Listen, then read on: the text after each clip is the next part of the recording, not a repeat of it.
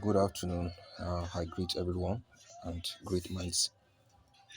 We are another dimension in physics once again. So this is a problem given to us here that's under mechanics. So a cylinder of mass 10 kilogram rolls without slipping on a horizontal surface.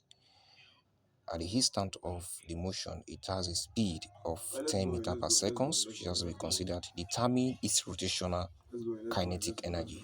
So be very careful of this term, rotational kinetic energy. Now, from the principles of mechanics, we learned that kinetic energy equals to 1 over 2 of mv square. Now, this type of kinetic energy is called translational kinetic energy. I call it what? Translational kinetic energy.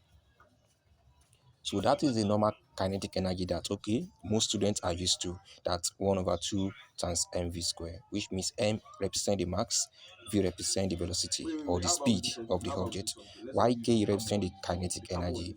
Now, for us to translate this into rotational kinetic energy now, this one, kinetic energy, forget. So which means ke will now be ke rotational now. So the mass we have here will change to the moment of inertia, that is I, and the V here will change to the angular velocity or angular speed, that be omega square.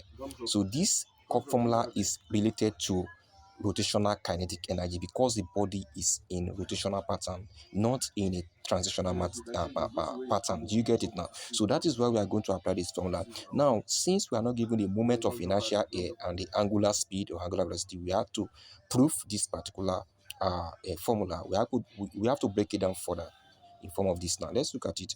Don't forget that I, which is the moment of inertia for a cylindrical object, is going to be mr square over 2. That's the formula for moment of inertia of a cylinder. Don't forget, of a cylinder. So, and you know that omega is equal to v over r, from the principles of a simple harmonic motion. Then by substituting for these equations into this main formula, we have ke rotational will now be 1 over 2, then multiply by what? That is mr square over 2, then multiply by v over r, all in square. You see now?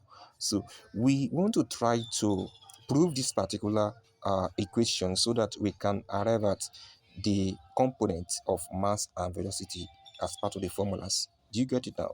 So we are going to continue in the part 2 of